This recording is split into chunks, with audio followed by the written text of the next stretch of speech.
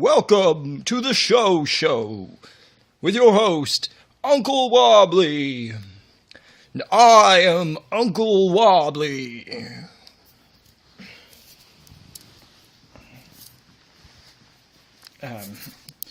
All right, welcome. Yes. So, first off, just want to say, thanks for coming back after the last one. Assuming you watched the last one, it went a little bit long. Yeah, we were covering Dune, which is a very long movie, very dense movie. So it kind of ran a little bit over, but we're going to try to keep things shorter from now on. Try and fail, but doesn't mean we can't try. The premise of the show is I review shows and I reflect on them. I rate them 1 to 10. Yeah.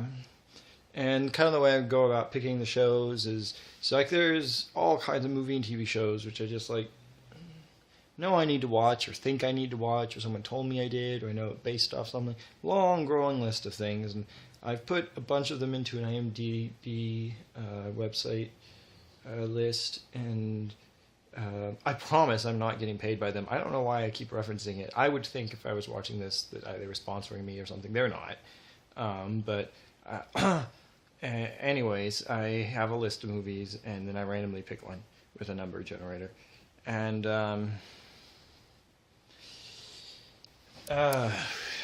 so, yeah, this week's movie, I was kind of relieved. I miscounted the rows, and for a second I thought it was going to be A Streetcar Named Desire, which I was like, oh, really? I don't want to watch that. But no, that pleasure can wait for me for another day. Instead, I get to watch Godfather III. We've all heard about Godfather III.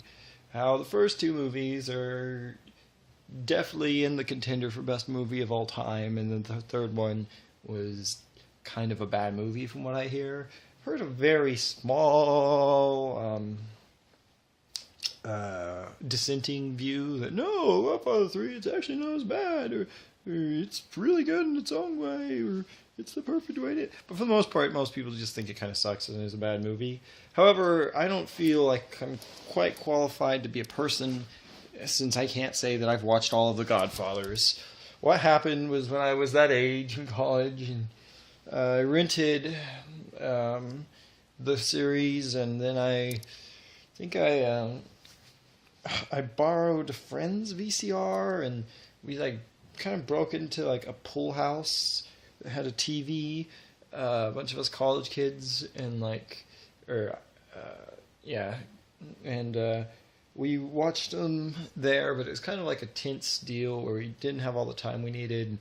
We were up all night, and we watched the first two Godfathers, and then got to the third Godfather, and there was like static or something on the DVD disc or whatever it was, and like it just kept skipping, but I was already not going well. I was like, this movie, it doesn't even feel like the others. It's got this gross like 80s vibe on it or something, and like it doesn't have the same energy, and so when the movie started skipping very early on, I was like, oh, wow, that's good. I don't have to finish this right now. But the random powers that be have spoken, and that's what we've got to do. We've got to watch Godfather 3.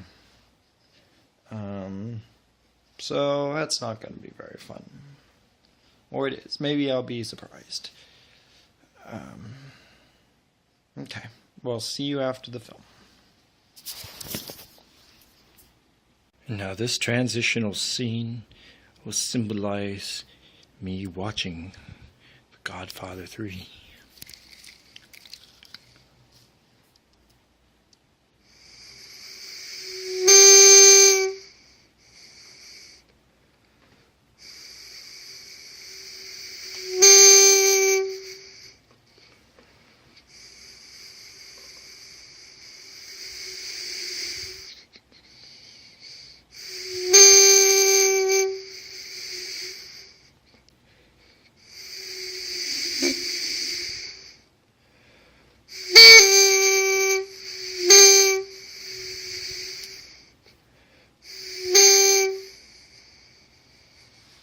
Welcome back. So, the Godfather III, the third Godfather. Well, let's start with a quick synopsis, and if you haven't seen the first two Godfather films, just skip this whole episode, because I have to summarize a little from them, and I don't want to spoil them, because they're really good. I don't care about spoiling this one, it wasn't that good. Yeah, and the first two Godfathers, they tell the story of Michael. Michael's like a mafia guy, and he's born to a mafia family, and he has a cool mafia dad. But he's smart and sensitive, and Michael and everyone around him knows he's slated to do better things than the mafia. And they tell the story of him. He falls in love with a normal straight girl outside the mob, and like they tell the story of him trying to get out, but then he gets sucked in because he's pretty much the only one in his family who's alive to avenge the others, who has the strength of will and the brains to do it, and like to protect the family. So he slowly gets sucked in and kind of becomes his dad, but probably even better, more ruthless and like smart and cunning than his dad, and like winds up expanding the family and being this hugely successful mafia dude. And and ruthless and cold, and has to do terrible things, and a rift opens up between him and the girl he loves. They have kids, but like she realizes that all those youthful dreams about getting out of the mob are never going to happen for him, and in the end, it kind of like to culminate how dark and brutal he has to get, or decides to get, or whatever. He has one of his brothers murdered for betraying him. That's kind of the first two films. Third film is so convoluted. I'm going to try to keep it short without getting into the details, just because it's detailed in just crappy ways. It's much later. Michael's old, much older, and like he's pretty much finished putting the finishing touches on getting his whole empire legitimate. He's almost completely legitimate now. He's gotten kind of religious, sort of, and is also like kind of using the Catholic Church and corrupt Catholic priest types to help him do this deal where he is going to take over like the big investment firm that handles all the Catholic Church's real estate shit. Who I recently realized I've had prior dealings with, but that's neither here nor there. He's going to take over more Bologna. And he's in the middle of like getting a humanitarian award from the Catholic Church at a big ceremony with all his family, and we get to see who's still around. The players who matter, who are still around, are his kids, his ex-wife. There are some others, but like most of them don't really factor into the plot much. And like this new bastard, and I say bastard because he's a bastard. He's he's the son of one of Michael's brothers who Michael did not kill, and the bastard son of that brother. So, and he's a straight up mob dude. He's brash and violent and hot-headed and has no compunctions. But he's like capable in a sort of crude way. So we have this like opening ceremony that kind of showcases everybody, and Michael's son is like not mob. He wants to be an opera singer, and his dad's like, okay, fine, go be an opera singer. And his daughter just follows him around like daddy's little girl, and he kind of uses her as like in his legitimate businesses as a front. She's the chairman of one of the foundations or something. And his ex-wife hates him,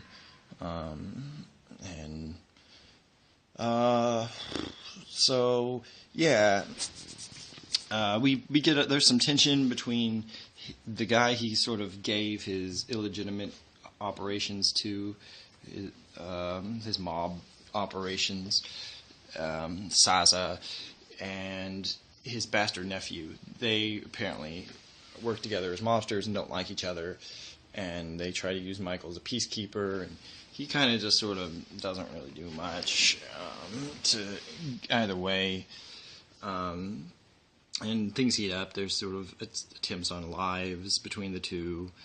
But Michael doesn't care. He's trying to just take over the Catholic Church's real estate holdings. And to do that, he has to go to the mob congress or whatever and be like, hey guys, I'm cashing out, see ya. And they don't want him to. They want a piece of all of his new action. And he's like, so there's a big meeting, and he brings his little he's taking his bastard along. It's like, well, I'm going to see if I can teach some sense into you or something. And so he goes to this meeting with his little bastard, and Saza, his bastard's rival's there, and that guy hates Michael now, even though Michael's been, like, not helping his nephew and been pretty cool to Saza, but suddenly that guy, Saza, hates Michael for just no good reason. And, like, so Michael pretty much buys his way out of the mob. They go, we want in. He's like, well, you can't come in to my new thing, but the old stuff, I'm cashing out, and here's a big fat-ass check. They're like, oh, okay, oh, big money. All right, I'm good. And there's, like, one guy who's sort of like the ringleader of them all, and he's, like really conciliatory and warmy and carries a cane. And so Saza blows up and screams at everybody and is like, you have to pick a side, me or Michael, blah, blah, blah. And they're like, piss off, dude, chill out. And the leader dude with the cane is like, oh, it's Michael, he doesn't mean it, I'll go chase him down. And he chases him down, and right after that happens, a big helicopter comes in with a machine gun and kills all the mob bosses and in the room, except the guy who got out with the cane, and like Michael and Michael's whole posse of Vincente the bastard and others.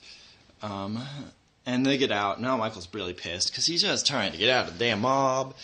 But now, because of a helicopter machine gun attack, violent vengeance. And, but then in the middle of everything, he has a diabetic stroke and has to go to the hospital. While he's out, his nephew sort of steps up and, like, kills Saza. And he wakes up and he's sort of pissed off about it, but whatever. And, but he's figured out the guy with the cane's the guy really pulling the strings who set everything up, and he's the real bad guy. So Michael's, just like, fuck it, I'm going to go to Sicily. And his son's successful now and going to have a big opera debut. And there's all these machinations. Turns out the Catholic Church deal, there's a bunch of, like, corrupt bankers and, like, cardinals and shit who are, like, fucking with this deal. And it's, I guess, tied into the bad guy with the cane. I guess he probably wants the deal or something. And, like, the bastard is falling in love with Michael's daughter, who's incesting with her cousin, and they're just, like, boning. It's gross. And like, Michael doesn't like it, and he keeps trying to break it up. But meanwhile, he's relying more and more on Vincent. In the end, it all culminates at Michael's son's opera singing thing, where he's sort of reconciled with his ex-wife and they're friends again. And he's like, there's some stuff about the Pope. He gets his soul sort of saved and repents for all this stuff to this dude. And then, like, a week later, that guy becomes the Pope. So now he's, like, best friends with the Pope. And there's all these corrupt cardinals who are getting in his way. And in this big deal, like, he makes Vincent the new godfather. And then Vincent plans out ultimate revenge on all their enemies. And so during the opera thing, they kill a bunch of the bad guys. Everyone who stands in their way gets murdered. But apparently, at the same time, the bad guys were moving against them. So there's an assassin trying to kill Michael, but he fucks it up and doesn't get to. And Michael gets out of the opera thing. Also, the new pope gets poisoned and he's dead. And then on the steps outside, the assassin trying to kill Michael comes up and tries to kill him again, but fucks up and fails, and instead kills his daughter. And that's it. Then we see Michael get, like, years later, old, miserable, alone, and just die of old age. So I guess, yeah. The movie wasn't very good. It certainly wasn't worthy of being Godfather III. It was just like an epilogue. It was just like this denouement. It felt sort of like the same character. Pacino did a great job. Whenever he's on screen, it's usually enjoyable. and I could see the character from the previous films being this guy decades later, but like it wasn't the same story anymore. It's like way too after everything that mattered in that story to be like the third in that series. It was like just this other thing about this guy who was the lead character of this other story that wrapped up decades back, and it's like it knows that. It knows that it doesn't connect and doesn't belong, and it's desperate to be Godfather III, and it doesn't feel like it has the right to be Godfather III. So what it does to kind of make up for it is like too meticulously try to like cling and throw in, hit every little like symbolism from the previous ones, like every note, and recreate the scenes and do nods to things in the previous films. And yeah, so we but every time it feels like they're just trying to pander and be like, hey, look, we're Godfather. See, remember that scene? Yeah, we're referencing it. Yeah, we're still the Godfather.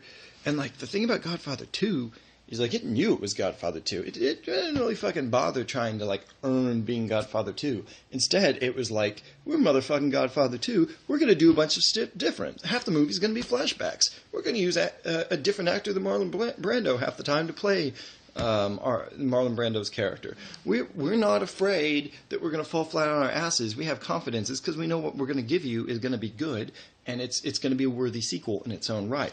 This one was not that.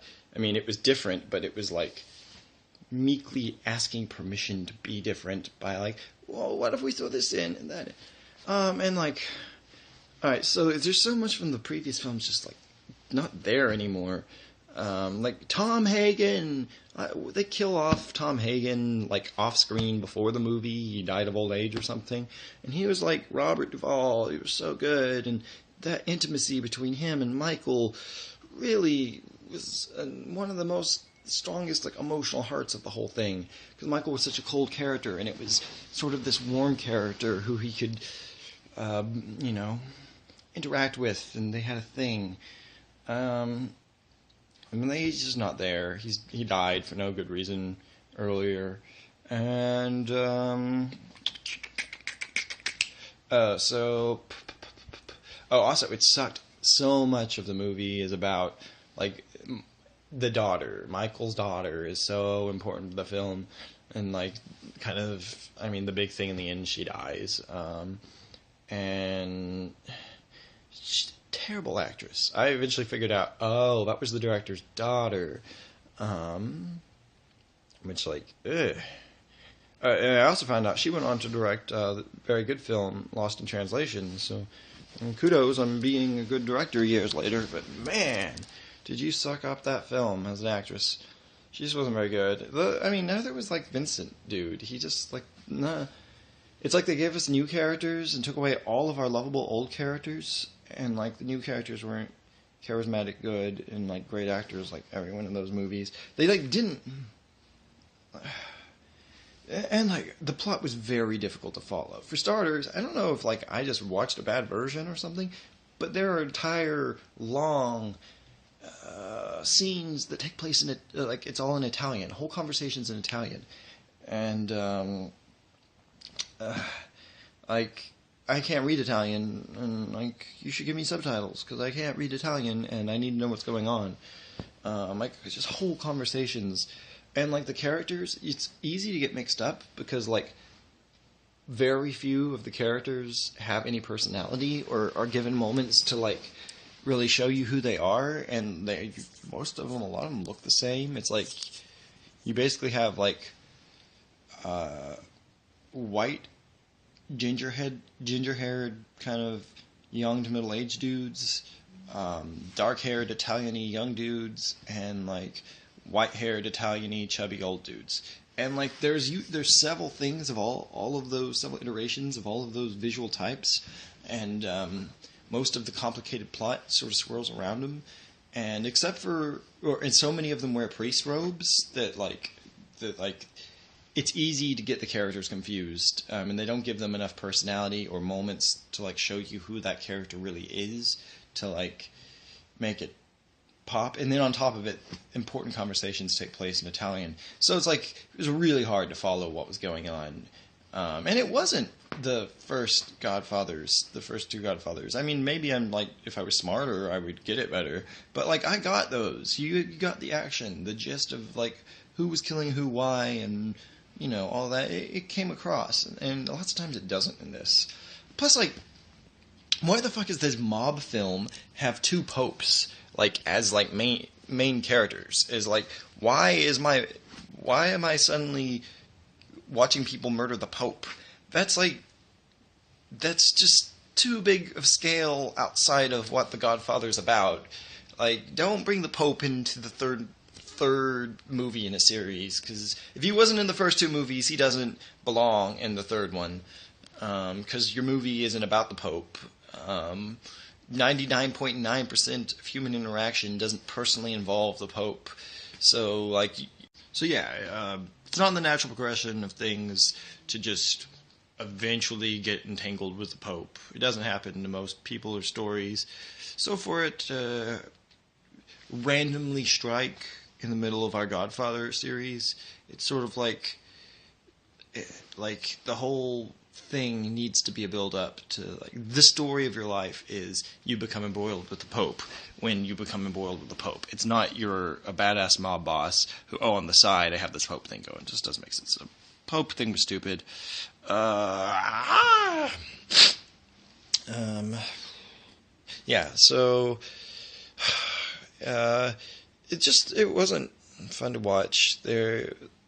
Instead of creating their own great scenes, they just monkeyed through scenes from the first one and put their own twist on it. I should probably shut up. There's not that much to say. It wasn't very good. If you really like watching Pacino, you have plenty of other opportunities. But he's fine in this. Also, if you just really need to complete... The only reason really to watch this movie is because the idea of it being made and you not watching it bothers you. If you need a good conclusion for the Godfather series, just watch Godfather II. It wraps things up nicely, and everything you need to know about the characters is there. So, rating, I guess. I almost liked this movie. Pacino, I mean, there's great directing, great acting. It's certain odious people not mentioned, great acting. But I didn't like it. I don't want to see it again, ever. So I'm going to give it a 4. That's my rating for a movie I almost like. So, there you have it. Godfather III gets a 4 out of 10. Oh, for shame, Coppola, for shame. Next time,